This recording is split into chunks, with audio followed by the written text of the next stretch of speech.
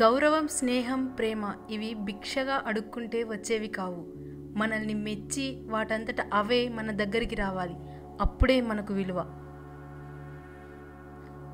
మనిషి జీవితం రైలు ప్రయాణం వంటిది. ధనవంతుడు ఏసీ రిజర్వేషన్లో వెళతాడు, మధ్యతరగతి వాడు రిజర్వేషన్లో వెళతాడు, పేదవాడు జనరల్ బోగిలో ఏదో మూల కూర్చొని. ఎలా వెళ్ళినా ప్రయాణం మాత్రం ఆగదు కదా. జీవితం కూడా అంతే. కొందరి కథలు చాలా చిన్నవి, కానీ వాటిలోని నీతి జీవితాంతం గుర్తుపెట్టుకోమంటాయి. కొందరి పరిచయం, కొందరు పంచిన అనుభవం, కొందరి మధ్య అనుబంధం, కొందరి స్నేహం కూడా అంతే. ఆ కాలంలో ఇరుగు పొరుగు వారు కూడా కుటుంబ సభ్యుల్లా ఉండేవారు. ఈ కాలంలో కుటుంబ సభ్యులే ఇరుగు పొరుగు వారిలా మారిపోయారు. జీవితంలో తెగింపు లేకపోతే కొన్ని సమస్యలకు ముగింపు పలకలేం. జీవితం ఏ ఒక్కటి మనకు నేర్పదు. మనకు ఎదురయ్యే మనుషులు, వాళ్ళ ప్రవర్తన, వీటి నుండే మనం నేర్చుకోవాలి. చీకటి అయితే చంద్రుడు రాజు, తెల్లవారితే సూర్యుడు రాజు. ఒక్కరోజే ఒకరిది కానప్పుడు అన్ని రోజులు మనవి ఎలా అవుతాయి? మనది కాని రోజు మౌనంగా ఉండాలి, మనదైన రోజు వినయంగా ఉండాలి. ఇదే జీవితం. నీ మనశ్శాంతిని నువ్వే కల్పించుకోవాలి, ఇతరులు కాదు. స్వర్గాన్ని నరకంగా చేసేది, నరకాన్ని స్వర్గంగా చేసేది మన మనస్సే. మనకు ఆపద వచ్చినప్పుడు మనకు తోడుగా ఉండే ప్రతి ఒక్కరూ మనకు ఆత్మీయులే. మాట జారకుండా ఉంటే మాట పడాల్సిన అవసరం లేదు. ఎప్పుడైనా సరే అడిగే ప్రశ్నలో పద్ధతి ఉంటే వచ్చే సమాధానంలో సంస్కారం ఉంటుంది. మనం ఎంత మార్చాలని ప్రయత్నించినా కొందరి ప్రవర్తన మార్చలేం. అటువంటి వారితో ఎలా ఉండాలో మనం నేర్చుకోవాలి, లేదా వారిని అక్కడితో వదిలేయాలి. జీవితం ఓ నాటకం. నటించడం రానప్పుడు ఇతరుల నాటకాలను చూస్తూ ఉండిపోవాల్సి వస్తుంది. మనం మాట్లాడేది కేవలం మాటలే కావచ్చు, కానీ వినే వాళ్ళకి అవి తూటాలు. ఆ తూట మెదడుకి తగిలితే పర్వాలేదు, కానీ కొన్ని రోజుల్లో మర్చిపోతారు. కానీ గుండెకు తగిలితే బ్రతకలేరు. మాటలు విలువైనవే కావు, పదునైనవి కూడా. ప్రాణం పోసేదాన్ని మందు అంటాం, ప్రాణం తీసేదాన్ని మందు అంటాం. పేర్లు ఒకేలా ఉన్నా గుణంలో తేడాలు ఉన్నట్లు మనుషులంతా ఒకేలా ఉన్నా మనసుల్లో తేడాలు ఉంటాయి.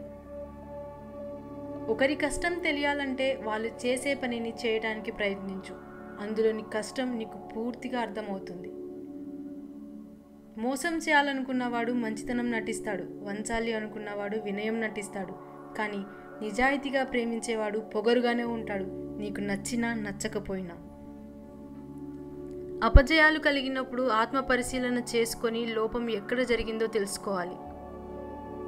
అవసరమైతేనే మాట్లాడు, లేదంటే నిశ్శబ్దంగా ఉండు. సాధ్యమైనంత వరకు సంభాషణల్లో ఇతరుల ప్రస్తావన వద్దు.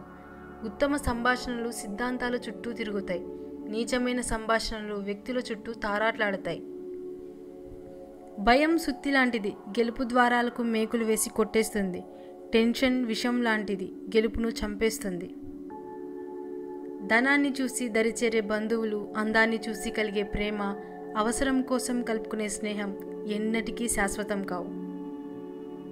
మంచి మనుషులు వీధి దీపాల్లాంటి వారు. వారి వల్ల నడిచే దూరం తగ్గదు, కానీ దారి అంతా వెలుతురు పరుచుకుంటుంది. అందువల్ల తేలికగా గమ్యాన్ని చేరగలుగుతాం. గుడిలో ఇచ్చే ప్రసాదంలోనే చక్కెర తగ్గితే ఏమీ పర్లేదు అనుకొని పడేయకుండా తింటాం. అలాంటిది దేవుడిచ్చిన జీవితంలో ఏవో 2 రోజులు బాగలేవని తప్పుడు నిర్ణయాలు తీసుకోకూడదు. ఏమీ పర్లేదు అంటూ ముందుకెళ్ళాలి, అంతే. లక్ష్యం వేరు, కోరిక వేరు. కోరిక తీరాలని పరిగెడితే తగిలేవి ఎదురు దెబ్బలే. అదే లక్ష్యం నెరవేరాలని అడుగులు పడితే ఎదురొచ్చేదల్లా విజయాలే. గర్వంతో ఉండవద్దు, దేవుని ఆశీస్సులు కోల్పోతావు. ఈర్ష్యతో ఉండవద్దు, స్నేహితులను కోల్పోతావు. కోపంతో ఉండవద్దు, నిన్ను నువ్వే కోల్పోతావు. ప్రకృతి, అద్దం రెండూ ఒకటే. అద్దం నువ్వు ఎలాగో ఉంటే అలాగే చూపిస్తుంది. ప్రకృతి నువ్వు దాన్ని ఎంత కాపాడితే అది నిన్ను అంత కాపాడుతుంది. మంచివాడు మొదట కష్టపడతాడు కానీ ఓడిపోడు. చెడ్డవాడు మొదట సుఖపడతాడు కానీ ఓడిపోతాడు. ప్రయత్నం ఎప్పటికీ వృధా కాదు. వైఫల్యం శాశ్వతంగా ఉండదు. కొన్నిసార్లు చిన్న ప్రయత్నం నీకు ఉన్నత స్థానాన్ని కల్పిస్తుంది. మూర్ఖులకు ఇచ్చే అద్భుతమైన సమాధానం మౌనం. ఒక్క నిమిషంలో జీవితం ఏమీ మారదు, కానీ ఆ ఒక్క నిమిషం ఆలోచించి తీసుకున్న నిర్ణయం జీవితాన్నే మార్చేస్తుంది. వాగేవాడితో సీక్రెట్స్ చెప్పకూడదు, వాదించేవాడితో ఆర్గ్యుమెంట్స్ చేయకూడదు, తెలివైన వాడితో పోటీ పడకూడదు, తెగించిన వాడితో తలపడకూడదు. యథార్థాన్ని గుర్తించలేకపోతే అపార్థమే మిగులుతుంది. అపార్థం చేసుకునే ముందు అర్థం చేసుకోవడానికి ప్రయత్నిస్తే యథార్థం ఏమిటో తెలుస్తుంది. బంధం కలకాలం నిలబడుతుంది. మంచివాడు మహారాజు అయినా కష్టాలు తప్పవు. నీతిపరుడు నిజాయితీగా బ్రతికిన నిందలు తప్పవు. మాట్లాడాలి అనుకునే వారికి సమయం దొరుకుతుంది. దూరం వెళ్ళాలి అనుకునే వారికి కారణం దొరుకుతుంది. గంధపు చెక్కలతోనూ పూల దండలతోనూ అలంకరించినంత మాత్రాన పాడే పల్లకి అయిపోదు. అది ఎక్కి అందరూ ఊరేగాలనుకోరు. మంచితనం ముసుగు వేసుకున్నంత మాత్రాన మంచివాళ్ళు అయిపోరు. ఆ ముసుగులో ఎంతో కాలం జనాలను మోసం చేయలేరు. మన అనుకున్న వాళ్ళు మన పట్ల చేసిన తప్పులను పొరపాట్లను మన్నించగలగడం సహజం. కానీ వారితో మరలా మునుపటిలా మనగలగడం అసహజం. అతిగా అరవడం వల్ల మాట విలువ, అనవసరంగా ఏడవడం వల్ల కన్నీటి విలువ తగ్గిపోతుంది. ఎదుటివారి ముఖం చూసి బాగానే ఉన్నారు అని అంచనాకు రాకండి. ఎందుకంటే కొందరి గుండెల్లో అగ్నిపర్వతాలు బద్దలవుతున్న నలుగురిలో నవ్వులు నటిస్తూ బ్రతుకుతారు. ప్రపంచంలోని పురాణాలన్నీ సమర్థించిన ఒక తప్పును ఒప్పుగా మార్చలేవు. బాధతో ఉండి అరిచే అరుపుని మనసు పెట్టే కేకని ఏ చెవి వినలేదు. ఎందుకంటే అంత శబ్దాన్ని వినే శక్తి దేవుడు ఏ చెవికి ఇవ్వలేదు. మన వ్యక్తిత్వమే మనకు సిరి. అందుకే ఎవరి కోసమో నీ వ్యక్తిత్వాన్ని మార్చుకోకు, ఇతరులకు పలుచన కాకు. మనం చేసేది తప్పా కాదా అనేది ఎవరు చెప్పనక్కర్లేదు. ఒంటరిగా కూర్చొని అంతరాత్మను అడిగితే చాలు. నమ్మకాన్ని అమ్మకానికి పెడితే ఎంతకు పోతుందో తెలియదు, కానీ అది పోగొట్టుకుంటే తిరిగి పొందడానికి ఒక జీవితకాలం సరిపోదు. మౌనంగా ఉన్న ప్రతి మనిషి మనశ్శాంతిగా ఉన్నట్లు కాదు. మనసులో ఎవరికీ చెప్పుకోలేనంత బాధ ఉన్నప్పుడు కూడా మౌనంగానే ఉంటాడు.